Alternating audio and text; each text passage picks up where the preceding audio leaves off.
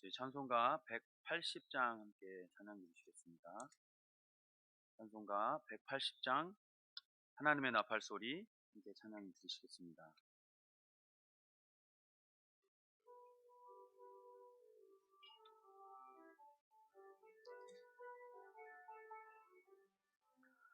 하나님의 나팔 소리 천지 신동할 때에 예수 영광 중에 구름 타시고 천사들을 세계 만국 모든 곳에 보내어 구원받은 성도들을 모으리.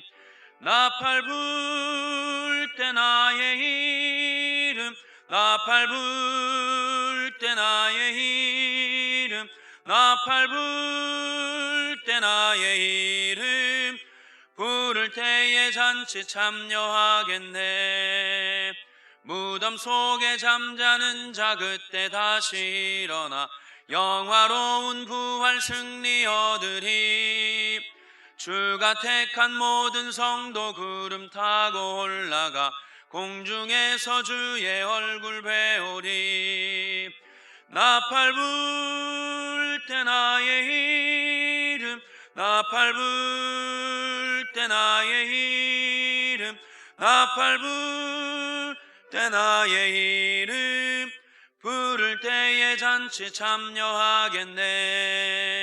주님 다시 오실 날을 우리 알 수 없으니 항상 기도하고 깨어 있어서 기쁨으로 보좌 앞에 우리 나가서도록 그때까지 참고 기다리겠네. 나팔 불 때 나의 이름, 나팔 불 때 나의 이름, 나팔 불 때 나의 이름 부를 때에 잔치 참여하겠네. 아멘. 사도신경으로 우리의 신앙을 고백하겠습니다. 전능하사 천지를 만드신 하나님 아버지를 내가 믿사오며 그 외아들 우리 주 예수 그리스도를 믿사오니 이는 성령으로 잉태하사 동정녀 마리아에게 나시고 본디오 빌라도에게 고난을 받으사 십자가에 못 박혀 죽으시고 장사한 지 사흘 만에 죽은 자 가운데서 다시 살아나시며 하늘에 오르사 전능하신 하나님 우편에 앉아 계시다가 저리로서 산자와 죽은 자를 심판하러 오시리라. 성령을 믿사오며 거룩한 공회와 성도가 서로 교통하는 것과 죄를 사하여 주시는 것과 몸이 다시 사는 것과 영원히 사는 것을 믿사옵나이다. 아멘. 함께 나눌 하나님 말씀은 마태복음 24장 29절에서 35절입니다. 마태복음 24장 29절에서 35절 말씀입니다. 신약성경 41쪽입니다. 우리 함께 하나님 말씀 읽겠습니다. 시작. 그날 환난 후에 즉시 해가 어두워지며 달이 빛을 내지 아니하며 별들이 하늘에서 떨어지며 하늘의 권능들이 흔들리리라. 그때에 인자의 징조가 하늘에서 보이겠고 그때 땅의 모든 족속들이 통곡하며 그들이 인자가 구름을 타고 능력과 큰 영광으로 오는 것을 보리라. 그가 큰 나팔 소리와 함께 천사들을 보내리니 그들이 그의 택하신 자들을 하늘 이 끝에서 저 끝까지 사방에서 모으리라. 무화과 나무의 비유를 배우라. 그 가지가 연하여지고 잎사귀를 내면 여름이 가까운 줄을 아나니 이와 같이 너희도 이 모든 일을 보거든 인자가 가까이 곧 문 앞에 이른 줄 알라. 내가 진실로 너희에게 말하노니 이 세대가 지나가기 전에 이 일이 다 일어나리라. 천지는 없어질지언정 내 말은 없어지지 아니하리라. 아멘. 우리 기독교 신앙 중에 우리가 놓치지 말아야 할, 우리가 반드시 기억하고 꼭 붙들어야 할 내용 중에 하나가 바로 예수님의 다시 오심입니다. 우리 주님은 처음 이 땅 가운데 구원자로 오셨습니다. 그리고 실제로 구원을 하셨습니다. 십자가의 죽으심과 지금 우리가 사순절 기간을 지나고 있는데 십자가의 죽으심과 또 부활을 통해서 우리의 구원이 이루어졌습니다. 뭐 여러 가지 그 말을 다른 말로 표현을 해볼 수 있겠지만 천국이라는 단어로 또 표현을 해볼 수도 있겠습니다. 이 마태복음의 가장 큰 주제이기도 한, 또 성경의 큰 주제이기도 한 하나님의 나라 천국, 그리고 예수님이 다시 오심, 주님이 초림 이후에 승천하실 때에 제자들이 하늘로 올라가신 예수님을 바라보면서 하늘을 쳐다보고 있을 때 천사들이 왜 너희가 서서 하늘을 쳐다보느냐, 사람들이 이제 제자들은 좀 기가 막혔을 수도 있고 예수님이 하늘로 올라가시는 모습을 보고 영광스러운 모습이긴 하지만 현실적으로 제자들에게 있어서는, 그러나 천사들이 그 제자들에게 너희들이 이렇게 하늘을 보고 있는 이 모습 그대로 영광 중에 우리 주님이 다시 오신다라고 분명히 우리에게 말씀하셨습니다.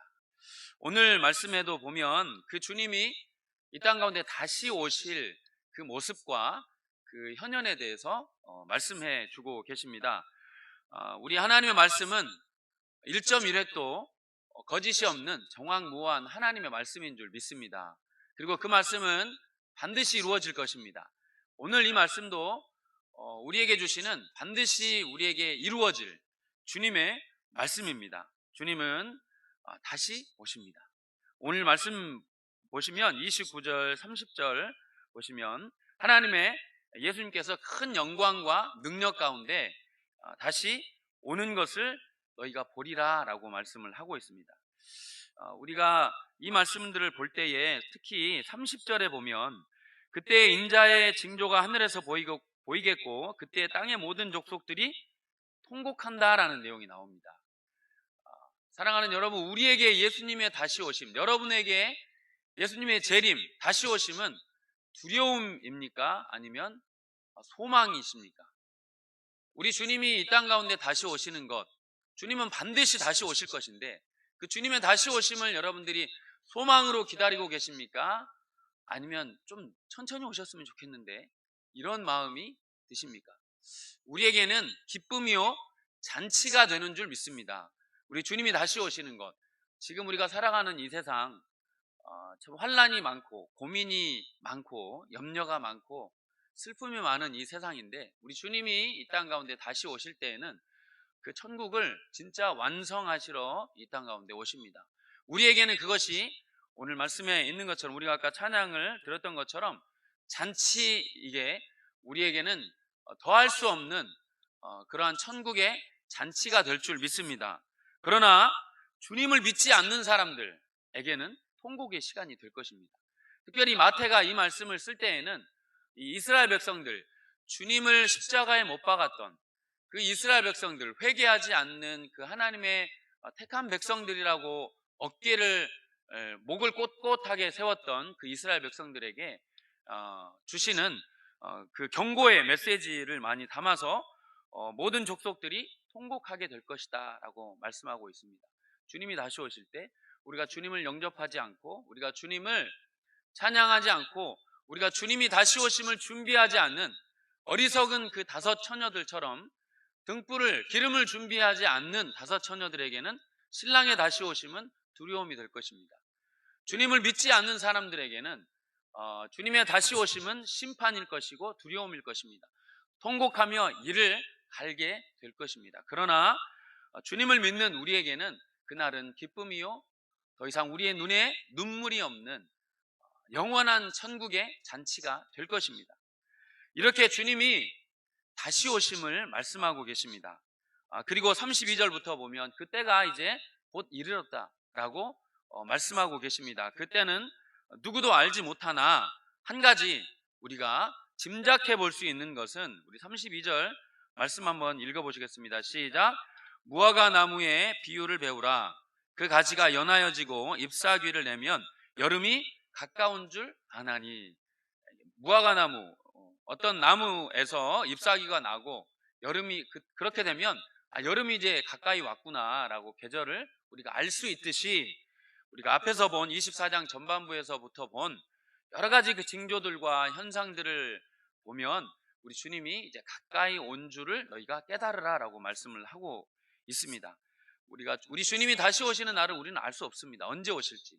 오늘 밤이 될 수도 있고 1년 후가 될 수도 있고 100년 후가 될 수도 있습니다.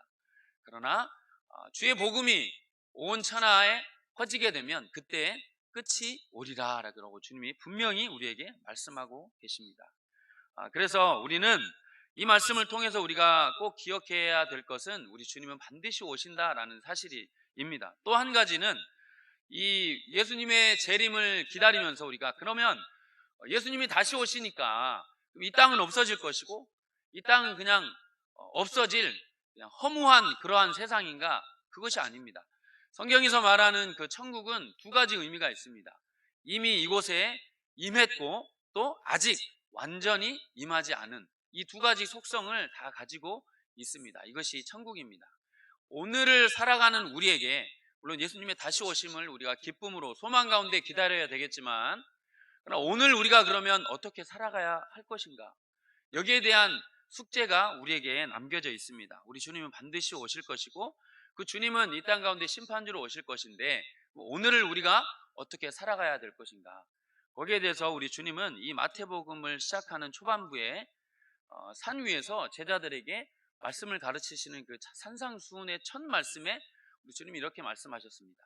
심령이 가난한 자는 복이 있나니 천국이 저희의 것입니다.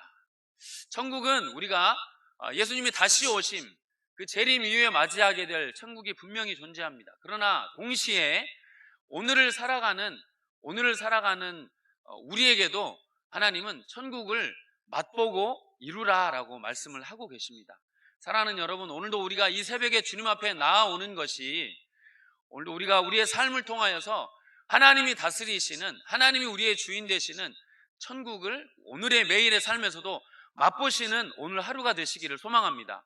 미래만 기다리고 그냥 주님이 다시 오시는 그 재림만 기다리는 그러한 신앙이 아니라 그 신앙을 가지되 오늘을 그 마음 그 태도를 가지고 오늘을 살아내라 라고 주님은 말씀하십니다. 근데 그 준비의 내용이 뭐냐면 바로 심령이 가난해지는 것입니다. 우리의 영혼이 가난해지는 것이죠. 영혼이 가난해진다라는 말은 무슨 말입니까? 주님이 없이는 살 수 없습니다라는 그 가난한 마음입니다. 오늘도 우리가 천국을 맛보기 위해서 뭔가 많이 가지고 이 세상의 것들을 많이 가져서 그것으로 인해서 만족하는 것이 아니라 내 영혼에 궁핍함이 있는 것이죠. 주님을 더 사모하는 마음, 은혜를 사모하는 마음, 하나님이 나를 오늘도 붙들어 주시지 않으면 살아갈 수 없습니다. 은혜를 사모하고 주님의 긍휼하심과 주님의 돌보심을 사모하는 마음, 그 마음이 있을 때 오늘 우리에게도 천국이 임하게 될 줄 믿습니다. 사두개인들은 이 성경이 기록될 당시의 유대인들 중에 사두개인들은 부활이 없다고 했습니다. 부활이 없다, 재림이 없다 이렇게 외치는 사람들이었습니다. 왜 그렇게 외쳤냐면 권력을 가진 사람들이었습니다. 힘을 가진 사람들이었고 이 세상에 많은 누릴 것이 많이 있었던 사람들이었습니다. 그렇기 때문에 예수님이 다시 오실 것이 기대가 안 되었던 것이죠. 그러나 우리에게는 예수님이 말씀하시는 것처럼 우리에게 가져야 될 것이 있다면 바로 우리의 영혼의 그 갈급함이며 우리의 심령의 가난함입니다. 주님이 오늘도 나를 붙들어 주시지 않으면 우리의 사업처 가운데, 오늘도 우리의 직장 생활 가운데, 우리의 가정 생활 가운데, 우리의 교회 생활 가운데 하나님이 오늘도 우리를 붙들어 주시지 않으면 주님, 저는 오늘도 살아갈 수 없습니다. 주님이 채워주셔야 오늘도 살아가야 할 힘이 주님으로부터 공급받을 수 있습니다. 주님, 오늘도 우리를 만나주시고 주님의 그 은혜가 우리 가운데 우리를 붙들어 주실 때에 오늘도 우리가 하루를 살아낼 힘과 소망이 있습니다. 주님, 오늘도 우리를 불쌍히 여겨 주시옵소서. 오늘도 천국을 경험하는 하루가 되게 하여 주옵소서. 세상의 것을 채워서 천국이 아니라 하나님이 만져주시고 하나님이 은혜를 주시고 하나님이 하늘로부터 오는 그 신령한 은혜, 신령한 복을 채워주실 때 오늘도 많이 부족하지만, 없지만, 모자라지만 그러나 내 삶이 오늘도 천국의 삶이 될 줄 믿습니다. 오늘도 그 마음 가지고 우리 하나님 앞에 기도의 자리에 더 가까이 나아가시는 복된 이 새벽의 제단의 시간이 되시기를 소망합니다. 우리 함께 기도하겠습니다. 하나님, 오늘도 우리가 하루를 살아갈 때에 하나님 천국을 맛보는 하루가 되게 하여 주옵소서. 주님이 주인이 되는 하루가 되게 하여 주옵소서. 주님 꼭 붙들고 주님 의지하고 전적으로 의지하고 살아가는 하루가 되게 하여 주옵소서. 기도하시고 또 특별히 이 나라와 민족을 위해 기도하시고 우리 교회를 위해서 기도하시고, 또 우리 원로 목사님 지극히 존귀하고 심히 부한 삶을 남은 생에 사시도록 위해서 기도해 주시고, 우리 담임 목사님 날마다 성령으로 충만케 새로운 기름 부으심으로 하나님 충만케 붙들어 주시옵소서 기도해 주시고, 특별히 이번 주일에 있을 신임 투표를 위해서 하나님의 일꾼들, 주님 귀한 분들 주님 세워주시고 은혜의 시간 되게 붙들어 달라고 기도하시고, 여러분이 가지고 오신 기도 제목 가지고 기도하시다가 평안히 돌아가시면 되겠습니다. 같이 기도하시겠습니다. 주여 하나님,